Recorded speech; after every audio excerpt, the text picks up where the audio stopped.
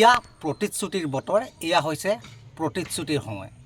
মই কথাষাৰ এইবাবেই উল্লেখ কৰিছোঁ যে এতিয়া বিভিন্ন ৰাজনৈতিক দলৰ নেতা পালি নেতাসকল, বিভিন্ন ৰাজনৈতিক দলৰ কৰ্মকৰ্তাসকল, বিভিন্ন ৰাজনৈতিক দলৰ বিষয়ববীয়াসকল, জনপ্ৰতিনিধিসকল এতিয়া সকলোৱে যেন সকলোৰে আগমন ঘটিব। এতিয়া তেওঁলোকে বিভিন্ন গ্ৰামাঞ্চলৰ গ্ৰামাঞ্চলসমূহত প্ৰৱেশ কৰিব আৰু তেওঁলোকৰ মুখে মুখে থাকিব পুনৰ আন এক নতুন প্ৰতিশ্ৰুতি।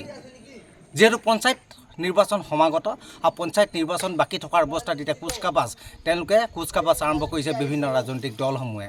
মই আজি উপস্থিত আছোঁ লিডু বৰুৱাঘাট অঞ্চলত, আৰু বৰুৱাঘাট অঞ্চলৰ এখন বিভিন্ন যাতায়াতৰ ক্ষেত্ৰত তেওঁলোকে অসুবিধাৰ সন্মুখীন হৈছে। এখন উপযুক্ত দলঙৰ অভাৱৰ বাবে তেওঁলোকে বিভিন্ন হাৰাশাস্তিৰ সন্মুখীন হৈ আহিছে। মোৰ সতীৰ্থই দেখুৱাব লিডু বৰুৱাঘাট অঞ্চলৰ এখন দলংখন বহু বছৰ আগতেই দলংখন এনেধৰণে ভাঙি বিধ্বস্ত হৈ পৰাৰ পাছতো আজি পৰ্যন্ত কিন্তু দলংখন নিৰ্মাণ নহ'ল। আজি পৰ্যন্ত কোনো এজন মন্ত্ৰী বিধায়কে দলংখন নিৰ্মাণৰ ক্ষেত্ৰত কোনো এক পদক্ষেপ গ্ৰহণ নকৰিলে। এয়া লিডু বৰুৱাঘাট অঞ্চলৰ দলং। বহু বছৰ ধৰি তেওঁলোকে চৰকাৰক নিবেদন কৰি অহাৰ পাছতো আজিও নিৰ্মাণ নহ'ল এখন উপযুক্ত দলং, যাৰ ফলত এতিয়া বিভিন্ন হাৰাশাস্তিৰ সন্মুখীন হৈছে কেইবাখনো গাঁও। মই পুনৰবাৰ উল্লেখ কৰিব বিচাৰিম যে এই দলংখনৰ অভাৱৰ বাবে লিডুৰ মধুপুৰ, বিছাগাঁও, টকলং, হাৱাইপাথাৰ পৰা আৰম্ভ কৰি বহুকেইখন গাঁও ৰাইজে জমৰ যাতনা ভোগ কৰি আহিছে। প্ৰতিদিনে অতি বিপদসংকুলভাৱে এখন টুলুঙা নাৱেদি তেওঁলোকে যাতায়াত অব্যাহত ৰখাত এতিয়া তেওঁলোকে জমৰ যাতনা ভোগ কৰি আহিছে। বিভিন্ন সময়ত বিভিন্ন দুৰ্ঘটনা সংঘটিত হৈ আহিছে, কিন্তু এই ক্ষেত্ৰতো কোনো এখন চৰকাৰে তেওঁলোকক এই ক্ষেত্ৰত আশ্বাস প্ৰদান কৰা নাই, তেওঁলোকে যাৰ বাবে ক্ষোভিত হৈ পৰিছে। মোৰ সৈতে উপস্থিত আছে একাংশ লোক। মই জানিব বিচাৰিম আপোনালোকৰ দলংখন বহু বছৰ ধৰি নাই হোৱা, কি ক'ব বিচাৰিম?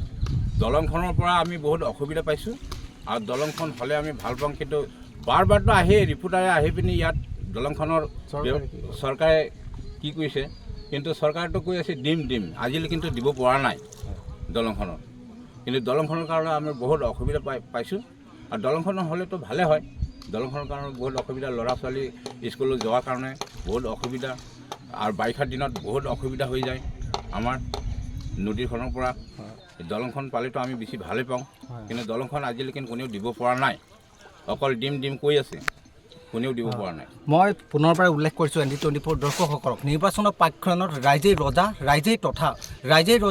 প্ৰজা বুলি তেওঁলোকে প্ৰতিশ্ৰুতি প্ৰদান কৰে, আৰু তেওঁলোকে বিভিন্ন কাম কৰি দিয়াৰ প্ৰতিশ্ৰুতি প্ৰদান কৰে। কিন্তু নিৰ্বাচন শেষ হোৱাৰ পাছত কিন্তু তেওঁলোকৰ সেই প্ৰতিশ্ৰুতিসমূহ যেন ফুটুকাৰ ফেনত পৰিণত হয়। তাৰে জ্বলন্ত উদাহৰণ লিডুৰ এই বৰুৱাঘাট অঞ্চলৰ দলংখন। আজি বহু বছৰ ধৰি তেওঁলোকে বিভিন্ন ক্ষেত্ৰত অনুনয় বিনয় কৰি অহাৰ পাছত আজি পৰ্যন্ত নিৰ্মাণ নহ'ল এখন উপযুক্ত দলং, যাৰ বাবে তেওঁলোকে এতিয়া জমৰ যাতনা ভোগ কৰি আহিছে। তেওঁলোকে বিচাৰিছে এখন উপযুক্ত দলং অতি শীঘ্ৰেই লিডুৰ এই অঞ্চলত চৰকাৰে যাতে নিৰ্মাণ কৰি দিয়ে।